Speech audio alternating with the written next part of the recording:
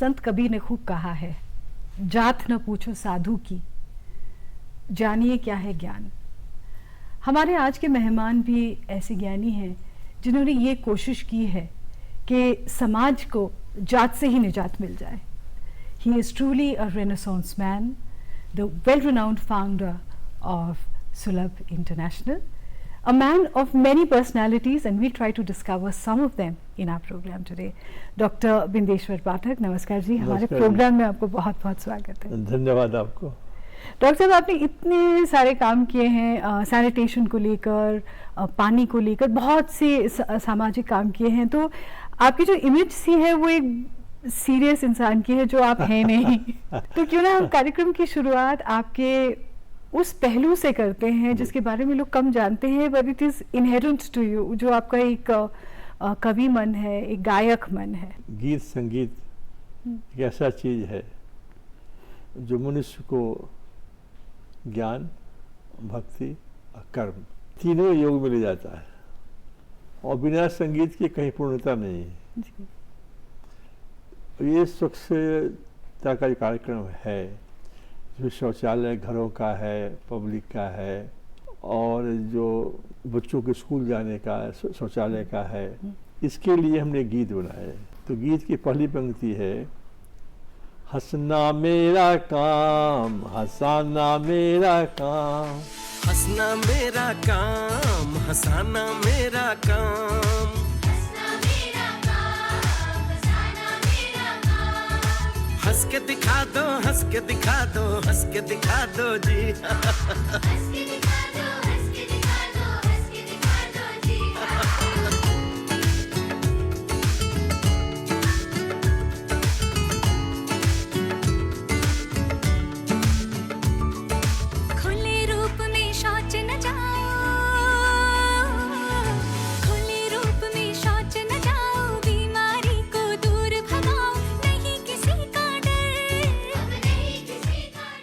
वास्तव में हमने अपने कार्यक्रम को संगीत से जोड़ा है, और काफ़ी हमने कविताएं बनाई है। कुछ तो सुलभ पर हैं और कुछ और लोगों पर भी हैं, जिसमें माननीय प्रधानमंत्री मोदी जी हैं, उन पर भी हमने कविताएं बनाई। यह देश प्रेम है, देश प्रेम है, देश प्रेम है। पूरी कविता में जो प्रधानमंत्री जी का सारे दुनिया का भ्रमण है, जो काम है, उस सब को इसमें दिया हुआ है। आज से शायद 5 दशक पहले शौचालय की बात तो एक प्लेटफॉर्म पर की थी, इसके बारे में लोग बात नहीं करते थे।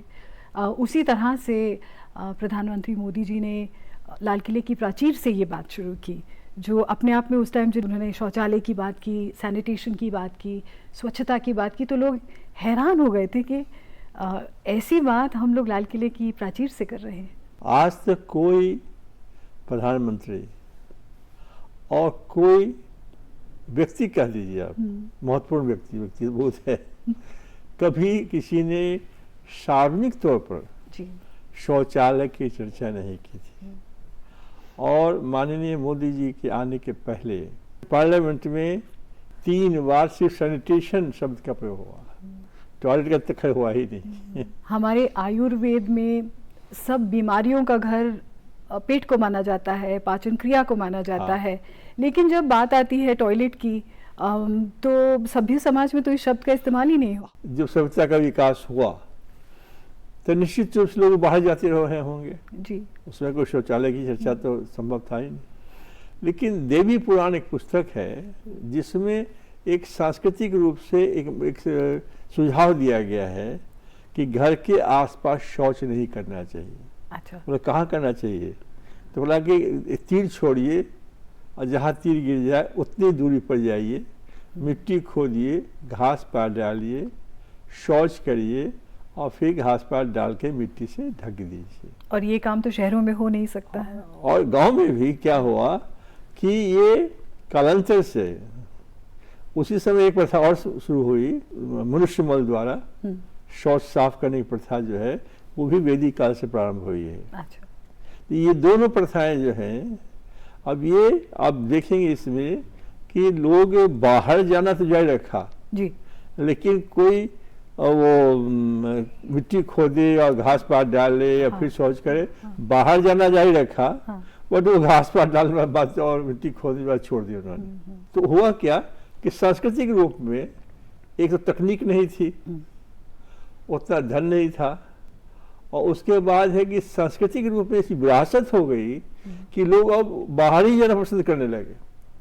मैं एक बार बैठा हुआ था किसी मीटिंग में जी। तो हरियाणा के एक आदमी आए, कहा पाठक जी कौन है? बोले पाठक जी कुछ दिखाई नहीं पड़ रहे क्या, सामने बैठे हुए हैं। बोला कि ये तो देश बर्बाद कर देंगे। भाई हमने क्या किया कि अरे पहले हम लोग घर में ही खाना बनाते थे, खाते थे और शौच के लिए बाहर जाते थे। अब तो हमारे बच्चे जो हैं रात के 11 बजे 12 बजे बाहर से खाना खा के आते हैं और शौच के लिए घर में शौचालय खोजते हैं। आप देखेंगे कि बुद्ध काल से जी।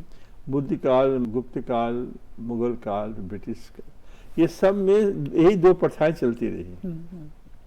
जब अंग्रेज आए तो आपके यहाँ 1870 में, उनके यहाँ लगा 1857 में लंदन में, आपके यहाँ कलकत्ता में, जो कोलकाता आप कहते हैं लोग, 1870 में पहली और सीवर लगा आपके यहाँ। अच्छा। ये सेफ एंड हाइजीन डिस्पोजल के लिए। ये सब बनाना चलाना इतना कॉस्टली है कि आज भी 700 शहर में लगा हुआ है, वो भी आंशिक है। अच्छा। और जहाँ बैठी हुई हैं जी। यहाँ पर जो शौच का ट्रीटमेंट है वो सिर्फ 69% है। इसका अच्छा। मतलब है कि दिल्ली शहर का 31% शौच बिना ट्रीटमेंट के जमुना जी में जा रहा है। तो ये है कि इस टेक्नोलॉजी से संभव नहीं था। तो फिर गांधी का ध्यान इस पर आया। जी। जब गांधी गए दक्षिण अफ्रीका तो वहाँ ट्रेंच लेट्रिन का इस्तेमाल किया उन्होंने। जी। तो उसके बाद जब गांधी आए यहाँ पर आज़ादी की लड़ाई को ये करने के लिए, नेतृत्व देने के लिए, तो 1915 में जब आए उस समय उन्होंने कहा टट्टी पर मिट्टी, कि खुले रूप में शौच न करके मिट्टी से ढक दीजिए उसको। हाँ। फिर कहा ट्रेंच लेट्रिन, जो गांधी वहाँ इस्तेमाल करते थे फिनिक्स आश्रम में। जी। हाँ, हम उसको इस्तेमाल किए हुए हैं। फिनिक्स में जाकर? नहीं, यहीं पर यहीं हमारे नाना फ्रीडम फाइटर थे। अच्छा। तो उनके घर में बना हुआ था। वो होता क्या है कि वो रेक्टेंगुलर टाइप का होता है। हाँ। और उसमें है कि वुडन प्लैंक होता है और वहाँ पर पैर रखिए आप और शौच कीजिए, फिर मिट्टी रखी रहती थी वहाँ पर, उसको उठा कर उसमें डाल दीजिए। अच्छा। तो बाहर न जा करके घर के किसी कोने में, कोर्टयार्ड में आप कर सकते थे। 1934 में भुवनेश्वर में गांधी ने अपर कास्ट के लोगों को खाना खाने के लिए बुलाया। आए सब खाने के लिए। जब खाने का टाइम हुआ तो कहा गांधी हम अनटचेबल्स के साथ खाना नहीं खा सकते। अच्छा। तो गांधी ने लिखा है कि Indians are ready to face the bullets of the British but unable to eat with untouchables. कितना हार्ड था ये। बिल्कुल, और हार्श रियलिटी है हमारे। इसके बाद जो है जो E.M. फोस्टर एक उपन्यास छपी थी 1935 में, तो लिखा था मुल्कराज आनंद ने, डॉक्टर मुल्कराज आनंद। उसमें E.M. फोस्टर ने लिखा है कोई त्याग नहीं चाहिए, कोई तपस्या नहीं चाहिए, सिर्फ फ्रेश शौचालय चाहिए।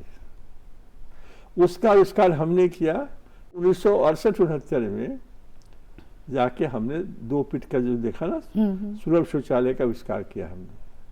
पहले लोग मजाक करने लगे, हंसने लगे। फॉर द फर्स्ट टाइम आरा शहर में मुझे मौका मिला। अच्छा। वहाँ के आर के मिश्रा थे एग्जीक्यूटिव अफसर और राम विलास सिंह थे चेयरमैन म्यूनसिपैलिटी के। उन्होंने मौका दिया हमको। तो 2 शौचालय सबसे पहली बार आरा शहर में लगा।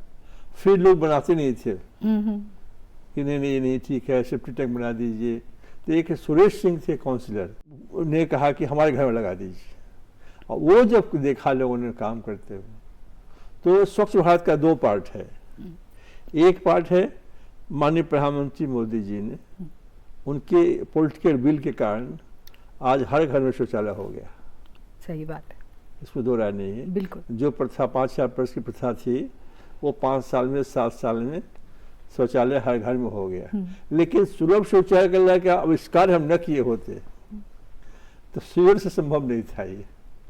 तो ये कॉम्बिनेशन है, ये एक टेक्नोलॉजी है, बना के चला के हमने दिखला दिया था 2014 के पहले, है ना। 1968 से लेके।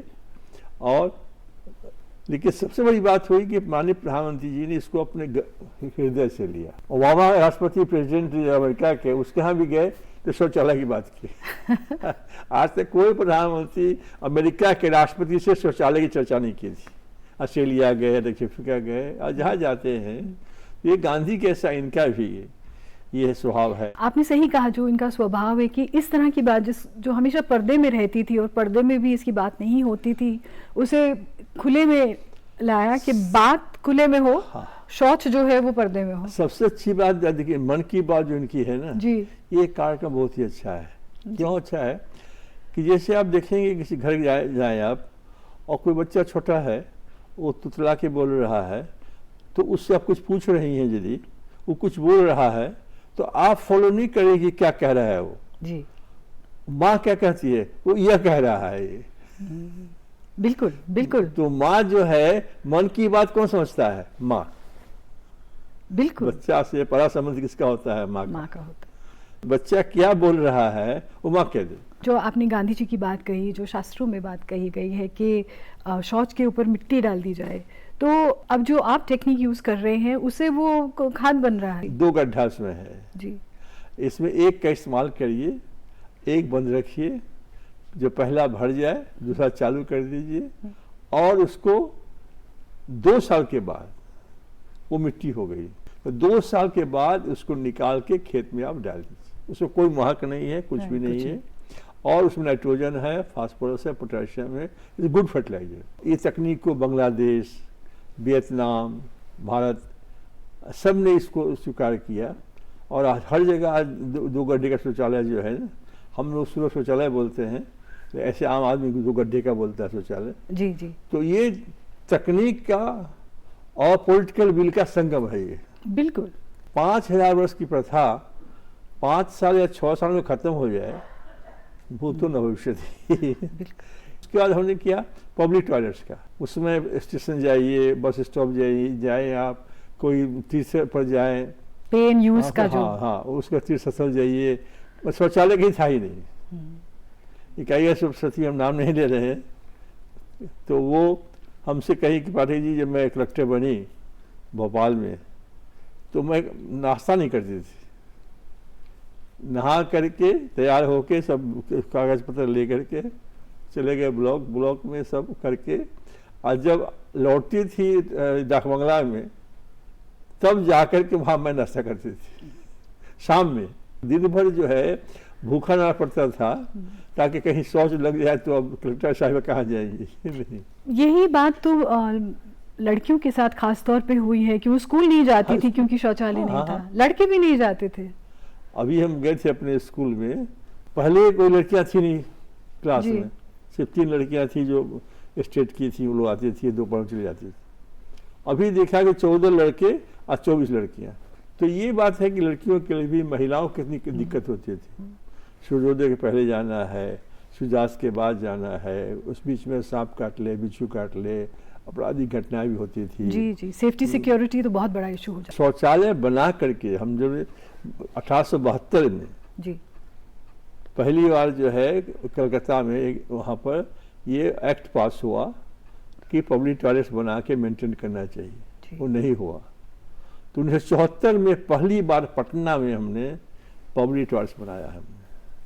उसमें टॉयलेट, बाथरूम, वॉशरूम, उसके बाद राउंड द क्लॉक ड्यूटी, हाथ धोने की साफ सफाई, और ये पाउडर, साबुन, तौलिया। पहले दिन 10 पैसा लगा उस जमाने में। तो सब लोग हंसता था कि भाई पैसा कौन देगा। हमने कहा साफ रहेगा तो कोई मना नहीं करेगा, गंदा रहेगा तो जाएगा कौन। तो पहले तो है। अब आप लोग का ये आशीर्वाद से हुआ कि अब सारे देश में 10,000 शौचालय तो पब्लिक में बनाया हम लोगों ने, 15 लाख बनाए घरों में। इसमें सबसे बड़ी बात क्या है स्वच्छता में, इसमें रोजगार बहुत है। डॉक्टर साहब, आपके साथ बहुत से लोग जुड़े हैं, उन्हीं में से कुछ से आइए मुलाकात करते हैं, देखते हैं आपके इन फॉलोअर का आपके बारे में क्या कहना है। जब भी मुझे डॉक्टर बिंदेश्वर पाठक के बारे में कुछ कहना होता है, और जब भी कुछ उनके बारे में मैं सोचता हूँ तो मैं खुद अनुप्राणित हो जाता हूँ। I feel inspired. Doctor Bindeshwar Pathak को मैं 50 सालों से अधिक समय से जानता हूँ और मैं दुनिया भर भ्रमण किया हूँ, दुनिया के बहुत संस्थाओं से जुड़ा रहा हूँ। और डॉक्टर पाठक एक ऐसे व्यक्ति हैं जो मनसा वाचा कर्मणा, मन से, बोली से और कर्म से एक रूपता दिखाई है समाज सेवा में, जन सेवा में, और ख़ास तौर पर अस्पृश्यता निवारण जो गांधी जी और डॉक्टर अंबेडकर का सपना था वो उसको चला रहे हैं।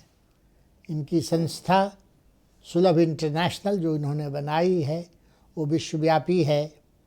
भारत के बाहर भी ये संस्था चल रही है कई जगहों पर, और मैं चाहूँगा कि वो दीर्घायु हों क्योंकि मैं उनसे कुछ महीने बड़ा हूँ, तो और समाज की वो सेवा करते रहें।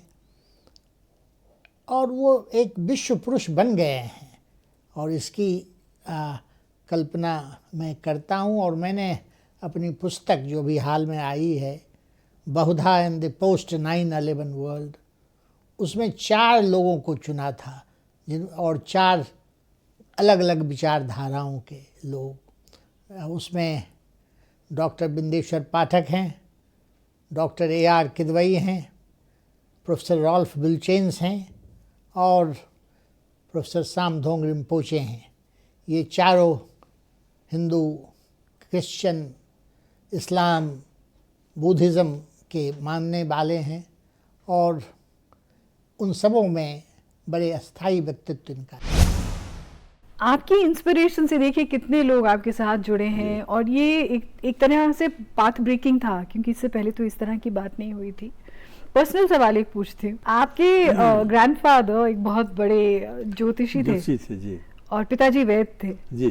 तो जब ग्रैंडफादर ने आपकी पत्री देखी होगी या हाथ देखा होगा तो क्या उन्होंने कभी प्रेडिक्ट किया था? खुशी भी जाहिर की जी और दुख भी। अच्छा। पत्री देख कर तो उन्हें श्लोक है ना, जदा जदा ही धर्मस्य जी।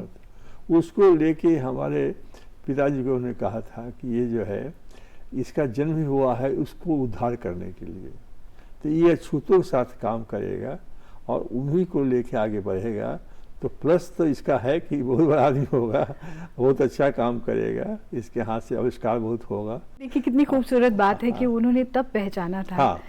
कि ठीक है आज हम इस शब्द को इस्तेमाल नहीं करते हैं लेकिन दिस इज द ट्रूथ। हाँ ट्रूथ, अब उसको तो उसको नहीं कर सकते ना। जिनको आपने मन से छू लिया तो जात पात है क्या? कुछ भी नहीं। अब देखिए ना, आपको आश्चर्य रहेगा कि उषा नाम की एक महिला है जी। 2003 तक महिला ढोती थी। हाँ। उसको भाष्यकार ने पद्मश्री के लिए चुना है। कमाल है। कोई सोच नहीं सकता है कोई नहीं सोच कि सकता। जो महिला ढो रही हो 2003 तक उसको भाष्यकार पद्मश्री देगा। एक और हमारी सोसाइटी का हिस्सा है जो ऊंची जात की भी हो लेकिन जब वो विधवा हो जाती हैं तो उनका हाल इतना बुरा होता है कि वो इतना बुरा हाल तो किसी जात में भी नहीं होता है। उनके साथ आपने बहुत काम किया है। भारत का जो उच्चतम न्यायालय है, माननीय उच्चतम न्यायालय, उनकी भूमिका बहुत बड़ी है और मेरा अपना मानना है कि बहुत सारे काम ऐसे हुए जो जुडिशरी के कारण हुआ, क्योंकि ऐसे सब बहुत से काम हैं जिसमें कि लोग सोचते हैं कि भाई इस पार्टी का है, उस पार्टी का है, करें न करें। अब इसमें देखिए क्या हुआ, इसमें माननीय उच्चतम न्यायालय का एक बेंच, उस बेंच ने, उनकी एक संस्था है नालसा, उसको ने कहा कि आप सुलभ इंटरनेशनल वाले बहुत अच्छा काम करते हैं तो उनसे पूछो चैरिटी का काम, माताओं को खाना खिलाएं कि नहीं खिलाएंगे, आप हमको रिपोर्ट करो। आप ये अनप्रेसिडेंटेड है। अनप्रेसिडेंटेड है जी। कभी सुप्रीम कोर्ट संस्था का नाम लेकर कभी नहीं कर सकता जी। तो इसमें जो इम्पोर्टेंट है कि जब सुप्रीम कोर्ट ने जब कहा नालसा के माध्यम से तो हम गए, लेकिन जो हमने किया कि सिर्फ खाने की व्यवस्था नहीं की, हमने 2000 रुपये महीने दिए पर व्यक्ति खाना के लिए, अपने अपने खाओ। लेकिन पढ़ाया उनको हमने, काम सिखलाया, एम्बुलेंस दिया। मरने के बाद उन लोगों के लाश को काट करके बिना संस्कार के फेंक दिया जाता था जमुना जी में। उसको हमने हिंदू रीति से उसका करवाया। उससे बड़ी बात करवाई कि हमने समाज में जुड़ने के लिए कहा, तो राखी बंधवाई लोगों को हमने होली के लिए। और होली तो समझिए कोई सोच नहीं सकता है कि विधवाएं रंग छुएंगी इस भारत समाज में, अनहद है। सादा कपड़ा पहनना, सादा खाना खाना, हंसना नहीं, बोलना नहीं, राधा का नाम हंस करके और मोक्ष प्राप्त करनी। तो ये चीज जो है चैतन्य महाप्रभु सबको लाए वृंदावन में, तो ये बड़ी बात देखी है कि हमने किया कि नहीं, तुमको जीने का अधिकार है, योर राइट टू लिव। अब तो ऐसा रंग खेलती हैं, ऐसा रंग खेलती हैं कि आप थक जाएंगे। अब वो जो बैरियर्स है ना, उसको ब्रेक किया हमने। तो उसी प्रकार से नाइजीरिया में है, पति के मरने के बाद महिला को 7 दिन साथ सुना पड़ता है। अच्छा, रिचुअल से होता है, आश्चर्य है। हाँ। उसी प्रकार से यहाँ भी जो व्यवस्था थी कि पति के देहांत के बाद शाम तक सब चीज ठीक चल रहा है, और सुबह पति की मृत्यु यदि हो गई, सब चीज एक क्षण में जिंदगी बदल जाती है। अपने घर में अपशकुन, कोई आपको उसके किसी देख करके कोई बाहर न जाए, है नहीं कि काम नहीं खराब हो जाएगा। तो इसलिए इसको हमने वापस किया है। आज आप जाएंगे वृंदावन में, सब हंसी उल्लास के साथ जीवन जी रहे, खा रहे, पी रहे हैं, और पता नहीं चलता है कि कभी बेदबी रहे होंगे। ऐसी महिलाएं उसमें हैं जो 9 वर्ष की शादी हुई, अभी 109 वर्ष की है, और पति फिर वापस आए ही नहीं। हाँ। अब सोचिए कैसा जीवन। उनसे पूछा गया, हाँ। तो बोली कि मुझे तो शादी करने का मन हो रहा था बीच बीच में, लेकिन पिताजी तैयार नहीं थे, इसलिए मैंने शादी नहीं कर पाई। तो इस तरह से भी जो विडो हो जाती हैं महिलाएं, उनके लिए एक नई रोशनी, एक नया सवेरा। हाँ, पढ़ाया लिखाया, काम सिखलाया। कहने कि पहले कहती थी सब, जिससे हम गए थे, रोते रोते समझिए कि हालत खराब, हमारा भी और लोग का भी तो बुरा ही होगा। सबने कहा कि मरने का मन करता है। आज जाइए आप वृंदावन, आज जब से बात करिए, जीने का मन करता है। वाह, बहुत सुंदर बात। तो मरने का मन करता है, आप जीने का मन कर रहा है। उसमें एक महिला की उम्र अभी 108 की है, 10 की है, 112 की है। डॉक्टर साहब, आपकी इन्हीं बातों से ना हमारे एक मेहमान है जो आतुर हो रहे हैं, वो भी कुछ कहना चाह रहे हैं आपके बारे में, तो आइए देखते हैं। I feel Dr. Pathak is a true Gandhian and also a follower of Ambedkar. If you look at it, Gandhi once said that cleanliness is next to godliness, and he wanted to make sanitation a priority sector for India. And we see that Pathak ji has actually implemented this. From 1970 to now, in 50 years, he has built 9,000 public toilets and 15 lakh individual household toilets. Starting from 1970, the first one he built in Patna. His toilets are low cost, they are energy efficient, they hardly use any water, and it's adopted all over India, even by the government of India. Ambedkar gave equality to the scavengers in the Constitution of India, but he could not give them alternative jobs, he could not remove their caste stigma, and he could not remove the concept of manual scavenging. But I feel Dr. Pathak has done all these three. He's done away with manual scavenging by building these cheap toilets all over India, and he's given them alternative jobs by giving them vocational training, and he's done away with the stigma also. So I feel that not only this, he's a true philanthropist as far as India is concerned, because he helps the widows and he also helps people in office in case of dire problem. I think he is a true Bharat Ratna. कैसा लगता है इस तरह से जब आपके साथी, आपके फॉलोअर्स आपके बारे में यूँ बात करते हैं? एक जीवन में जो आप मिला, भगवान ने दिया आपको, तो हर चीज तो नहीं मिलेगा जी, किसी को नहीं मिला है, ना हमको भी नहीं मिलेगा, लेकिन एक सेंस ऑफ ये लगता है हैप्पीनेस कि हमारे हाथ से भगवान ने कुछ ऐसे काम करा दिए। अब ये देख लीजिए कि शौचालय घर में ना होता यदि, जो प्रधानमंत्री जी का पूरा हाथ है, उसको हम ये नहीं कर सकते, लेकिन ये शौचालय के तकनीक का आविष्कार हमने किए होते जी। तो फिर कुछ होता ही नहीं। अब ये बायोगैस प्लांट, अभी हमने गंगा के पानी को साफ करने के लिए सब लोग काम कर रहे हैं जी। बट हमने जो काम किया उस पर कि इस पब्लिक टॉयलेट्स में आप बायोगैस निकाल के आप खाना पकाइए, बिजली बनाइए, हाँ, और लैंप जलाइए। और सबसे महत्वपूर्ण बात है कि पानी जो है वो इतना साफ कर दिया हमने कि उस पानी को लेके आप हाथ धोइए, शौचालय में काम करिए या खेतों में डालिए उर्वरा शक्ति बढ़ाने के लिए, या फिर नदियों में यदि डालेंगे तो कोई पोल्यूशन नहीं होगा। नहीं। इसी तरह कोलकाता में आर्सेनिक था पानी में, उसके बारे में आपने बहुत काम किया है। मेरा ध्यान आकर्षित हुआ आज से 10 साल पहले जी कि एक गांव है मधुसूदन काटी, जी। तो मुझे कहा गया कि वहाँ शादियाँ नहीं होती है। क्यों? तो कोई लड़की लोग दिलाना नहीं चाहते वहाँ पर, क्योंकि वहाँ पर घाव हो जाता है और बहुत कैंसर भी हो जाता है। ये आर्सेनिक पॉइजनिंग आर्सेनिक पानी के पीने के कारण से। इसका कोई उपाय निकालिए, है नहीं।